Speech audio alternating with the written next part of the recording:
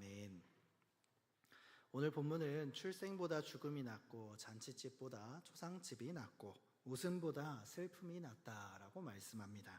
우리가 평소에 기대하는 말씀과는 정반대처럼 들립니다. 우리는 교회에 와서 위로받기를 원합니다. 또 잘 될 것을 듣기를 원합니다. 그런데 전도자는 갑자기 죽는 날이 태어나는 날보다 낫다라고 말씀합니다. 이 말씀을 잘못 이해하면 전도서가 뭔가 삶을 비관하고 기쁨을 부정하는 것처럼 보입니다. 그런데 전도자가 반대하는 것은 단순히 기뻐하는 것, 그 기쁨이 아니라 죽음과 고난을 잊기 위해서 사용하는 피상적인 기쁨입니다. 우리는 죽음을 잘 이야기하지 않으려고 합니다. 장례식에 다녀와도 며칠 지나면 다시 바쁜 일상으로 돌아가지요. 우리의 삶이 어디로 가고 있는지, 나는 어떤 사람이 되어가고 있는지, 마지막 날 하나님 앞에서 무엇이 남을 것인지에 대해서는 우리가 잘 묻지 않습니다. 우리는 삶을 길게 살고 싶어 하지만 어떤 삶을 살아야 하는가, 여기에 대해서는 깊이 생각하지 않을 때가 많습니다. 인생의 시작은 중요하지만 인생의 마지막은 잘 생각하지 않지요. 하나님 앞에서 어떤 이름을 남겼는지는 잘 묻지 않습니다. 그래서 전도자는 우리를 잔치집에서 초상집으로 데려갑니다. 우리를 웃음의 자리에서 슬픔의 자리로 데려갑니다. 우리를 절망하게 만들기 위해서가 아니라 오히려 진실하게 살게 하기 위해서 우리를 초상집으로 데려가는 것이지요. 먼저 전도자는 죽음과 슬픔이 삶의 진실을 가르쳐준다라고 말씀합니다. 1절을 한번 볼까요? 좋은 이름이 좋은 기름보다 낫고 죽는 날이 출생하는 날보다 나으며 라고 말씀합니다. 여기서 좋은 이름은 단순히 유명한 사람이 된다라는 뜻이 아닙니다. 성경에서 이름은 그 사람의 인격과 평판과 살아온 모든 삶을 이야기합니다. 그 삶의 전체를 나타내죠. 좋은 이름이 있다는 것은 사람들 앞에서 이미지 관리를 잘했다 이런 뜻이 아니라 하나님과 사람 앞에서 신실하게 살았다라는 뜻입니다. 반면에 좋은 기름은 고대 사회에서 값비싼 향유를 이야기합니다. 향수와 같은 기름이죠. 향유는 부와 기쁨과 축제를 상징했습니다. 이 향유를 바르면 그 사람에게 좋은 향기가 나겠죠. 그렇지만 그 향기는 오래가지 않습니다. 잠시 지나면 그 향기는 사라지게 됩니다. 전도자는 말합니다. 좋은 이름이 좋은 기름보다 낫다라고 말입니다. 외적인 향기보다 삶에서 나오는 향기가 더 중요하다라는 것입니다. 내가 뭘 입었고 무엇을 가졌는지, 사람들에게 내가 얼마나 멋있게 보였는지보다 하나님 앞에서 어떤 사람으로 살았는지가 더 중요합니다. 그리고 전도자는 곧이어 이렇게 말합니다. 죽는 날이 출생하는 날보다 낫다. 왜 죽는 날이 태어난 날보다 낫다고 말할까요? 아이가 태어난 날에는 온 가족이 기뻐합니다. 그러나 그 아이가 어떤 인생을 살지 우리는 알지 못합니다. 하나님을 사랑하면서 살지, 자기의 욕망만을 따라서 살지, 또는 이웃에게 선한 영향을 끼칠지, 아니면 다른 사람에게 깊은 상처를 남길지 아직 그 아이의 인생을 우리는 알 수 없습니다. 하지만 죽는 날에는 어떨까요? 한 사람의 인생이 어느 정도 드러납니다. 그가 무엇을 사랑했는지, 무엇을 위해 시간을 사용했는지, 사람들에게 어떤 이름으로 기억되는지가 나타나죠. 그래서 죽는 날이 출생하는 날보다 낫다라고 하는 것은 죽음 자체가 좋은 것이라는 뜻은 아닙니다. 죽음은 죄로 말미암아 세상에 들어온 우리의 원수입니다. 죽음은 창조의 원래 목적이 아니었습니다. 그러나 죽음은 우리의 삶을 평가하게 하죠. 출생은 가능성을 보여줍니다. 하지만 죽음은 그 가능성을 가지고 실제로 어떻게 살았는지를 보여줍니다. 여러분은 어떤 이름을 남기고 싶습니까? 직장에서 능력 있는 사람이라는 이름입니까? 아니면 돈을 많이 번 사람이라는 이름입니까? 아니면 많은 것을 경험한 사람이라는 이름을 남기고 싶으십니까? 그런 모든 것도 어느 정도 의미는 있을 수 있습니다. 하지만 마지막 날까지 남아야 할 이름은 무엇일까요? 하나님을 사랑한 사람, 말씀 앞에서 정직했던 사람, 자기보다 약한 사람을 돌아본 사람, 상처를 받았지만 용서하기를 배운 사람, 또 실패했지만 다시 하나님께 돌아온 사람, 마지막으로 교회를 사랑하고 복음을 위해 자신의 시간을 들인 사람이라는 그런 이름들이 남아야 하지 않겠습니까? 2절에서 전도자는 더 강하게 이렇게 말씀합니다. 2절 말씀 같이 읽겠습니다. 초상집에 가는 것이 잔치집에 가는 것보다 나으니 모든 사람의 끝이 초상집이 잔치집보다 낫다는 것은 매일 우울하게 살라는 뜻이 아닙니다. 결혼식에 가지 말고 장례식만 가라는 뜻도 아닙니다. 전도사 자체가 결혼과 음식 그리고 노동의 기쁨을 하나님의 선물이라고 말씀하기 때문이죠. 문제는 마음입니다. 잔치집에서는 우리가 죽는 존재, 죽음이 우리 앞에 있다는 것을 잊어버리게 됩니다. 음악이 들리고 맛있는 음식이 있고 사람들이 웃습니다. 그렇기 때문에 우리는 그 슬픔을, 죽음을 잊게 되지요. 하지만 초상집에 가면 어떻습니까? 누구도 피할 수 없는 현실을 만나게 됩니다. 나도 언젠가 이 자리에 눕게 될 것을 보게 되지요. 나도 내가 지금 붙잡고 있는 것들이 그날에도 중요할 것인지를 돌아보게 됩니다. 내가 오늘 하나님 앞에서 바르게 살고 있는지도 돌아보게 되지요. 전도자는 산자는 이것을 그의 마음에 둘지어다 라고 말씀합니다. 단순히 죽음을 한번 생각해 보라는 것이 아니라 마음에 두고 살라는 말씀입니다. 삶의 방향을 결정하는 중심에 죽음에 대한 인식을 놓으라는 겁니다. 죽음을 마음에 둔다라는 것은 삶을 포기하라는 말씀이 아닙니다. 오히려 삶을 낭비하지 않는 겁니다. 내가 영원히 살 것처럼 착각하면 오늘 해야 할 사랑을 미루게 됩니다. 사과해야 할 사람에게 다음에 사과해야지 라고 생각하게 되고요. 또 부모님께 연락하는 일들 그리고 하나님께 돌아가야 된다는 그 일들을 미루게 됩니다. 뭐 내일 교회 가면 되지, 내일 하나님 말씀 보면 되지, 내일 부모님한테 전화하면 되지 라고 생각하는 것이죠. 공동체를 섬기는 일은 내가 좀 더 여유가 생기면 해야지 라고 생각하고, 내가 말씀 보고 기도하는 것도 다음에 내가 좀 형편이 좋아져서 일을 좀 내가 일과 우리의 라이프 스타일을 되게 생활을 조절할 수 있는 그때가 오면, 내 여유 시간들이 좀 생기면 그때 말씀 보고 기도해야지 라고 생각하는 것이죠. 그렇지만 죽음을 마음에 둔 사람은 어떻게 할까요? 오늘 순종합니다. 오늘 사랑하고 오늘 용서합니다. 오늘 회개하고 오늘 하나님께 감사하다. 그리고 우리가 이웃들에게 감사하다라고 말합니다. 그리고 오늘 하나님께서 맡기신 일들을 감당하게 됩니다. 3절을 함께 읽겠습니다. 3절 말씀입니다. 슬픔이 웃음보다 나음은 얼굴에 근심하는 것이 마음에 유익하기 때문이니라. 우리는 웃는 게 항상 좋고 뭔가 슬픈 것들은 항상 나쁘다고 생각을 합니다. 물론 웃음은 하나님의 선물입니다. 웃고 살면 정말 좋지요. 그렇지만 모든 웃음이 우리를 건강하게 만드는 것은 아닙니다. 어떤 웃음은 현실을 회피하기 위한 웃음이 됩니다.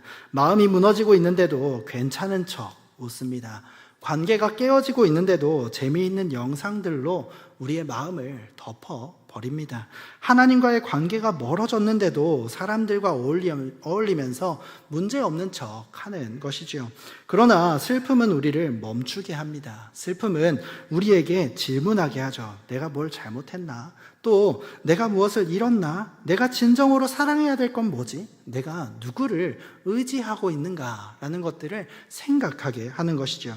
그렇다고 슬픔 자체가 자동으로 우리를 성숙하게 만드는 것도 아닙니다. 같은 고난을 겪어도 어떤 사람은 더 견고해집니다. 하지만 또 어떤 사람은 더 완고해지기도 하지요. 중요한 것은 그 슬픔을 하나님 앞에서 겪는가, 이것이 중요합니다. 하나님 앞에서 흘리는 눈물은 헛되지 않습니다. 하나님의 뜻대로 하는 근심은 회개를 이루고 회개는 생명으로 우리를 인도합니다. 4절은 이렇게 말씀합니다. 지혜자의 마음은 초상집에 있으되 우매한 자의 마음은 혼인집에 있느니라. 중요한 것은 몸이 어디 있는가가 아니라 마음이 어디에 있는지가 중요합니다. 지혜자는 잔치에 참석하면서도 내 인생이 하나님 앞에 있다는 사실을 기억합니다. 그러나 우매자는 어리석은 자는 장례식에 참석하고도 빨리 끝났으면 좋겠다 요 생각밖에 없는 거죠. 아무것도 마음에 두지 않을 수 있습니다. 지혜자의 마음은 삶의 끝을 생각하지만 우매자의 마음은 계속해서 즐거움만을 찾게 됩니다. 5절과 6절에서는 지혜자의 책망과 우매자의 노래를 비교합니다. 지혜로운 사람의 책망을 듣는 것이 우매한 자들의 노래를 듣는 것보다 나으니라 라고 말씀하죠. 누군가 나를 칭찬해 주는 말은 굉장히 듣기 좋습니다. 반면에 누군가 내 잘못을 지적하면 마음이 불편해지죠. 우리는 본능적으로 우리를 인정해 주는 사람에게 가까이 가고 우리를 책망하는 사람에게는 피하려고 합니다. 그러나 전도자는 듣기 좋은 노래보다 아픈 책망이 더 낫다라고 말씀합니다. 왜 그럴까요? 이 칭찬은 나를 기분 좋게 만들 수 있지만 책망은 나를 살릴 수 있기 때문입니다. 물론 모든 책망이 지혜로운 것도 아닙니다. 분노에서 나오는 책망이거나 상대를 통제하기 위한 책망이거나 내 우월감을 드러내기 위한 책망이라면 그것은 쓸데없습니다. 그러나 하나님의 말씀에 근거해서 사랑으로 주어지는 지혜자의 책망은 그 상대방을 살립니다. 여러분의 잘못을 말해줄 수 있는 사람이 여러분의 곁에 있습니까? 여러분은 그런 말들을 들을 때 어떻게 반응하십니까? 당신은 나에 대해 뭘 안다고 이렇게 말합니까? 당신도 완벽하지 않잖아요. 나를 판단하지 마십시오 라고 말합니까? 이렇게 모든 책망을 거절한다면 우리는 점점 나만의 세계에 갇히게 됩니다. 전도자는 우매한 자의 웃음소리가 손 밑에서 가시나무가 타는 소리와 같다라고 말씀합니다. 가시나무는 불이 붙으면 요란하게 탄다고 합니다. 소리도 크고 불꽃도 강하게 일어난다고 하죠. 그러나 금방 타버립니다. 오래도록 열을 발산하는 것이 아닙니다. 우매자의 웃음도 그렇습니다. 순간적으로는 재미있습니다. 하지만 그 재미가 우리를 살리지 못합니다.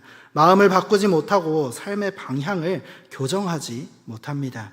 사랑하는 성도 여러분, 듣기 좋은 말만 찾지 마시기 바랍니다. 진정으로 여러분을 사랑하기 때문에 불편한 진실을 말해줄 수 있는 그 사람을 소중히 여겨 주십시오. 그리고 무엇보다 하나님의 말씀이 우리를 책망할 때 그 마음을 닫지 마시기를 바랍니다. 두 번째로 지혜자는 자신의 마음이 무너질 수 있다는 것을 경계합니다. 7절 말씀입니다. 함께 읽겠습니다. 7절 말씀 보겠습니다. 시작. 탐욕이 지혜자를 우매하게 하고. 이 말씀은 우리에게 매우 중요한 사실을 알려줍니다. 지혜로운 사람도 무너질 수 있다는 거죠. 어떤 사람은 성경 지식이 많습니다. 또 다른 사람은 인생의 경험이 많을 수 있죠. 또 다른 사람은 많은 사람에게 존경을 받기도 합니다. 그러나 그렇다고 해서 그 사람이 돈과 권력과 욕망이라는 그 시험에서 자동으로 완전하게 되는 것은 아닙니다. 지혜자도 억압을 오래 당하게 되면 판단력이 흐려질 수 있습니다. 지혜자도 부당한 이익을 탐하면 어리석어질 수 있습니다. 뇌물은 단순히 봉투에 든 돈만을 의미하지 않습니다. 나에게 유리한 조건 때문에 진실을 침묵하는 것도 우리는 뇌물의 유혹으로 볼 수 있습니다. 사람들의 인정을 잃고 싶지 않아서 잘못을 잘못이라고 말하지 않는 것, 이것은 마음의 뇌물일 수 있습니다. 승진과 성공을 위해서 신앙의 원칙을 조금씩 포기하는 것도 같은 문제입니다.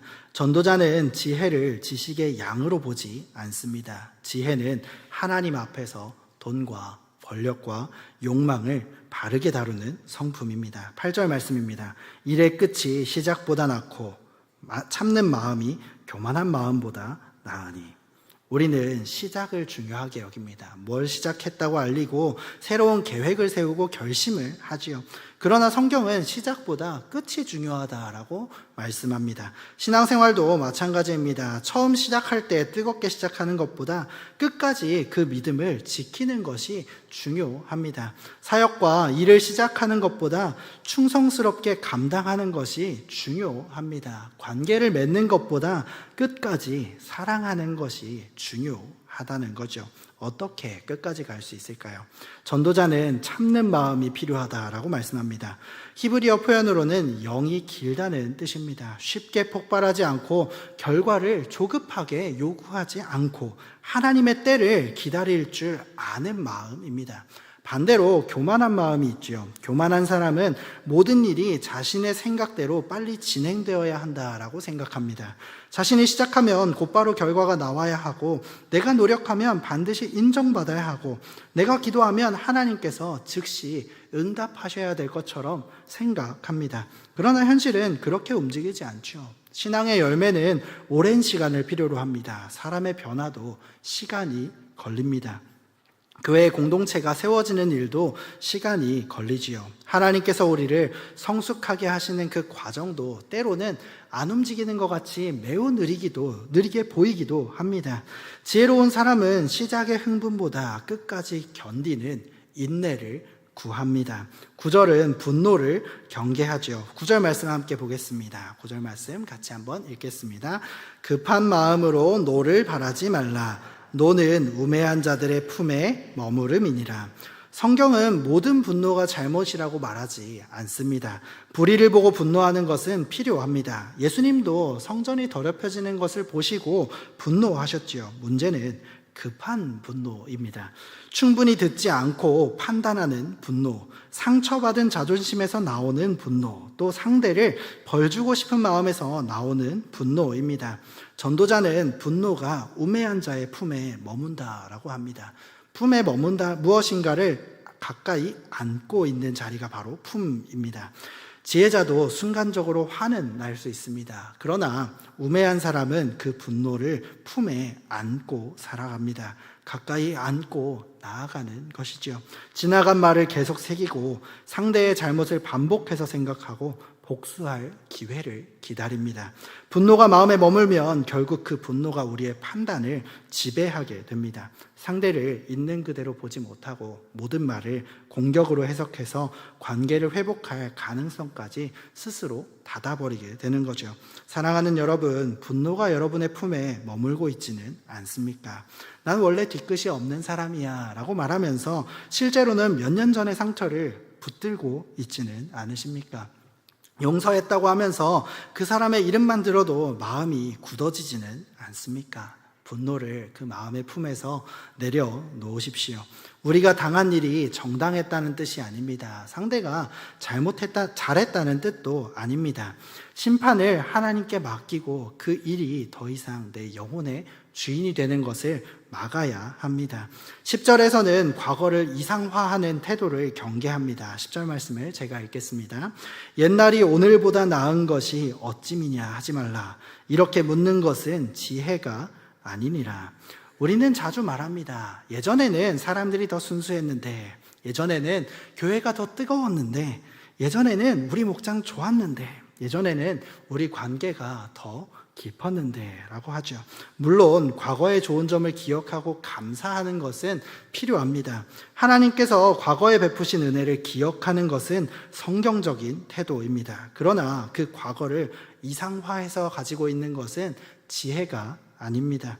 우리는 과거의 좋은 부분은 기억하고 어려웠던 부분은 잊어버리는 경향이 있습니다. 대표적으로 이제 이렇게 우리 남성들 중에 군대를 갔다 오신 분들은 군대의 기억들이 미화되는 경험들이 여러분에게 모두 있으실 것이라 생각합니다. 되게 힘들었던 일들이었는데 그 모든 훈련들이 뭔가 좋은 일, 뭔가 좀 재밌었던 일, 이런 에피소드들로 바뀌는 부분들이 보이게 되는 거죠. 과거에도 갈등이 있었고 미성숙함이 있었고 죄가 있었습니다. 더 큰 문제는 그 과거를 이상화하면 현재의 책임을 피하게 된다는 겁니다. 예전에는 됐는데 지금은 안 돼 라고 하면서 말이죠. 이 말로 현재 하나님께서 나에게 맡기신 일들을 포기하게 되는 것입니다. 새로운 세대를 이해하려는 수고를 하지 않고 달라진 환경 속에서 복음을 전할 방법을 찾지 못합니다. 지혜로운 질문은 왜 옛날이 더 좋았는가가 아니라 하나님께서 지금 이 시대에 나에게 요구하시는 그 순종이 무엇인가를 찾는 것입니다. 이 질문을 우리는 해야 하는 것이죠. 11절과 12절에서 전도사는 다시 지혜의 가치를 말합니다. 11절과 12절 같이 읽어보도록 하겠습니다. 지혜는 유산같이 아름답고 햇빛을 보는 자에게 유익이 되도다.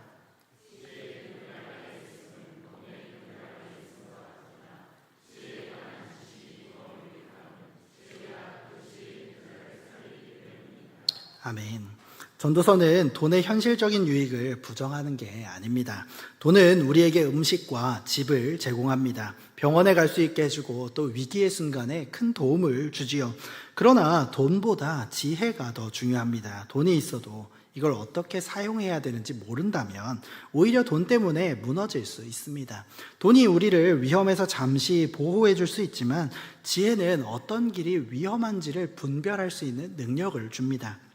지혜는 생명을 보존하고 내가 할 수 있는 것과 할 수 없는 것을 구별하게 해주지요. 말을 해야 할 때와 침묵해야 할 때를 알게 합니다. 기다려야 될 때와 결단해야 될 때를 알게 해줍니다. 여기서 중요한 게 하나 있는데요. 전도자는 지혜가 유익하다고 말하지만 그 지혜가 모든 것을 해결해 준다고는 이야기하지 않습니다. 인간의 지혜에는 한계가 있습니다. 아무리 지혜로워도 미래를 완전히 알 수 없습니다. 아무리 신중해도 고난을 모두 피할 수는 없습니다. 아무리 바르게 살아도 예상하지 못한 일을 만나게 되는 것도 우리의 일입니다. 그래서 지혜의 마지막은 나를 확신하는 자기 확신이 아니라 하나님을 의지하는 것입니다. 셋째로 참된 지혜는 하나님의 섭리를 신뢰합니다. 13절을 한번 볼까요? 하나님께서 행하시는 일을 보라. 하나님께서 굽게 하신 것을 누가 능히 곧게 하겠느냐. 이 말씀은 우리를 좀 불편하게 하기도 합니다. 왜냐하면 하나님께서 굽게 하셨다는 게 우리가 이해가 잘 안 되기도 하죠. 하나님께서 왜 내 삶을 어렵게 하시는지, 왜 모든 일을 내 뜻대로 풀어주시지 않는지 우리는 의아해할 때가 있습니다. 우리는 우리의 인생이 곧은 길 또는 꽃길이 되기를 원합니다. 계획했던 학교에 가고 좋은 직장에 들어가고 좋은 사람을 만나 결혼하며 건강하게 살고 큰 어려움 없이 신앙생활을 하기를 원합니다. 그러나 현실은 그렇게 곧게만 흘러가지 않지요. 열심히 준비했지만 시험에 떨어질 수 있고 사랑했던 관계가 여러 가지 이유로 끝날 수도 있습니다. 믿었던 사람에게 상처받을 수도 있고 건강에 문제가 생길 수도 있습니다. 기도 열심히 했는데 상황이 빠르게 내가 원하는 만큼 빠르게 변하지 않는 것도 보게 되지요. 또 치료할 수 있는 그렇게 됩니다. 그래서 그런 변하지 않는 것을 볼 때 우리는 그 구분 부분들, 되게 어려운 부분들을 빨리 피고 싶은 마음으로 계속해서 노력합니다. 기도하고 또 우리의 방법들로 그 방법들을 찾아 나가지요. 하지만 그 모든 것들은 잘못된 게 아닙니다. 치료할 수 있는 병은 치료해야 합니다. 해결할 수 있는 문제는 해결해야죠. 불이한 구조는 바로잡아야 합니다. 관계를 회복할 수 있기 위해서 우리가 할 수 있는 일들을 하는 것은 중요한 일입니다. 하지만 그 인간의 노력으로 모든 것을 펼 수는 없습니다. 하나님께서 하나님의 섭리 가운데 허락하신 일을 우리가 통제할 수는 없는 거지요. 여기서 하나님의 섭리를 믿는다는 것은 운명론적으로 포기하는 게 아닙니다. 하나님께서 하셨으니까 나는 하면 안 돼라고 생각하는 것은 포기입니다. 이것은 믿음이 아니라 게으름일 수 있습니다. 섭리를 믿는다는 것은 내가 해야 할 책임을 성실하게 감당하면서 인생의 전체 주권자는 내가 아니라 하나님이라는 사실을 인정하는 것이기 때문입니다. 14절에서 형통한 날에는 어떻게 하라고 말씀하냐면 기뻐하라라고 말씀합니다. 하나님께서 좋은 날을 주셨을 때 지나친 염려 때문에 그 기쁨을 거절하지 말기를 바랍니다. 어떤 사람은 좋은 일이 생겨도 마음껏 감사하지 못합니다. 야, 이러다가 나쁜 일이 생기면 어떡하지? 이 행복이 오래 가지 않으면 어떡하지? 라고 생각을 하면서 마음조려 하는 것이죠. 하지만 전도자는 좋은 날에 좋은 것을 누리라 라고 말씀합니다. 맛있는 음식을 먹을 때 감사하고요. 좋은 사람과 함께 있을 때 기뻐하는 겁니다. 또 건강할 때는 하나님을 찬양하고 일이 잘 풀릴 때는 내가 했다 하며 교만하는 게 아니라 하나님께 감사해야 합니다. 그렇다면 곤고한 날, 어려운 날에는 어떻게 해야 할까요? 14절은 이렇게 말씀합니다. 되돌아보라고 말이죠. 곤고한 날에는 모든 의미를 당장 알아내려고 하지 마시기 바랍니다. 고난을 겪는 사람에게 너무 빨리 이유를 설명하려고 하지도 않는 것이 좋습니다. 야, 네가 기도 안 해서 그래 라고 판단하는 것, 그리고 하나님이 더 좋은 것을 주시려고 지금 너에게 이런 어려움을 주시는 거야, 또는 모든 것이 다 잘 될 거야 라는 이런 섣부른 말로 상처를 입게 될 때가 있기 때문입니다. 우리는 하나님의 구체적인 섭리의 목적을 모두 알 수 없습니다. 우리가 알 수 없는 것은 알 수 없다고 말해야 합니다.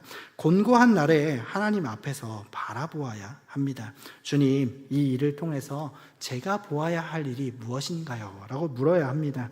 제가 회개할 것이 무엇인지 또는 내려놓아야 할 우상이 있는지 기도해야 합니다. 또는 도움을 요청해야 할 사람이 있는지 이해할 수 없어도 주님을 신뢰할 수 있도록 도와주시는 그 믿음이 우리에게 있기를 위해서 기도해야 합니다. 하나님께서는 형통한 날과 곤고한 날을 함께 두셨습니다. 왜 그러시냐고 말하면 왜 그런지 기록해 주셨는데요. 사람이 자기의 장래의 일을, 미래를 알 수 없게 하시기 위해서입니다. 우리는 우리의 미래를, 앞날을 알고 싶어 합니다. 이 일이 성공할지, 지금의 어려움이 언제 끝날지 알고 싶습니다. 미래를 알면 마음이 평안할 것이라고 생각하지요. 그러나 하나님께서 우리에게 주시는 평안은 그 정보를 많이 아는 데서 오는 평안이 아닙니다. 미래를 다스리시는 그 하나님을 아는 데서 오는 평안입니다. 우리는 내일 무슨 일이 일어날지 모르지만 내일도 하나님께서는 하나님이라는 사실을 우리는 압니다. 우리는 인생의 모든 구분 이유를 알지 못하지만 하나님께서 실수하시는 분이 아니라는 것을 압니다. 근데 여러분, 여기서 우리 한 가지 질문을 해야 하는데요. 죽음을 마음에 둔다고 해서 우리가 죽음을 이길 수 있는가라는 것입니다. 아닙니다. 우리는 죽음을 이길 수 없습니다. 장례식에 많이 참여하고 죽음을 깊이 묵상하고 인생을 지혜롭게 살아도 우리는 결국 죽게 됩니다. 지혜는 어리석은 선택으로부터 생명을 어느 정도 보호할 수는 있어도 우리에게 영원한 생명을 줄 수는 없습니다. 우리에게 단순한 지혜의 교훈을 넘어서 죽음을 이기신 구원자가 필요한데요. 그분이 바로 우리 예수님이십니다. 예수님은 초상집을 멀리하지 않으셨습니다. 나사로의 무덤을 찾아가셨고 사랑하는 이들을 잃고 우는 사람들과 함께 우셨습니다. 예수님은 슬픔을 모르는 분이 아니셨습니다. 선지자 이사야의 말씀처럼 간고를 많이 겪으셨고 질고를 아는 분이셨습니다.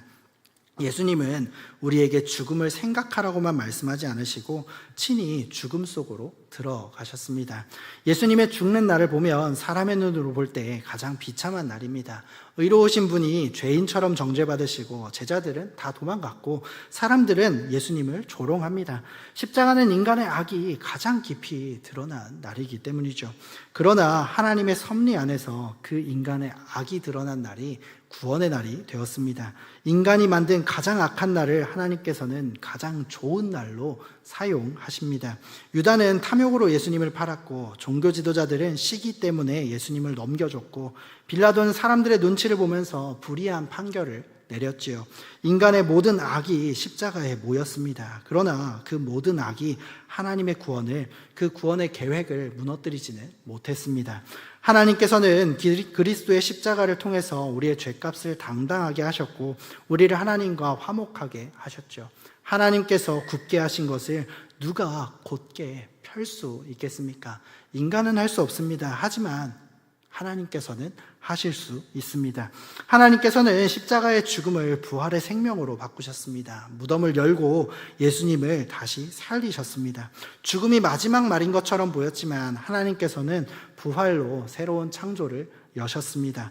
그리스도 안에서 우리의 죽음도 더 이상 정죄의 마지막이 아닙니다. 죽음은 여전히 아프고 슬픈 원수입니다. 하지만 그 죽음은 예수님과 연합한 사람을 하나님의 사랑에서 끊을 수 없습니다.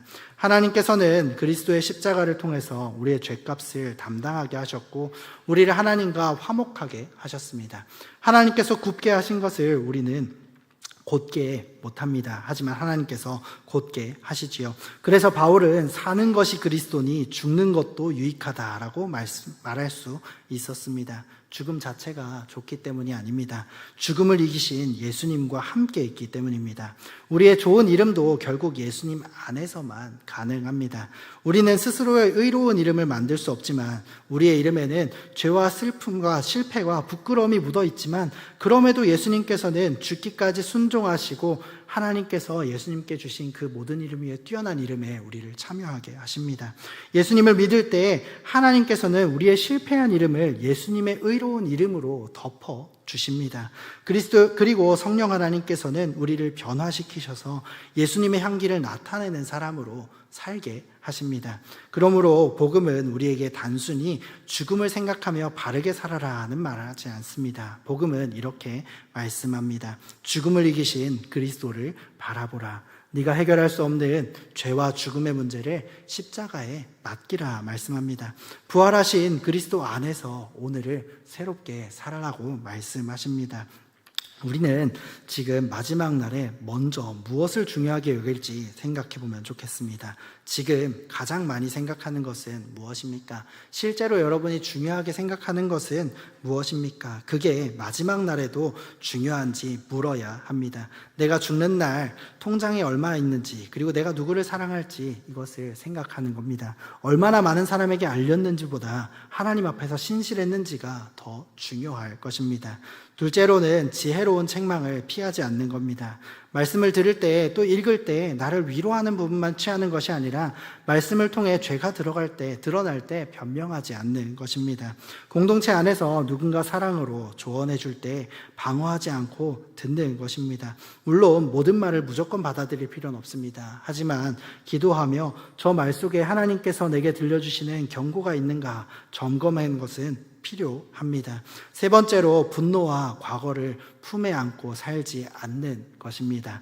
상처를 부정하지 않고 정직하게 고백하십시오. 하나님께 가지고 나오십시오. 또 과거를 지나치게 이상화하지 않기를 바랍니다.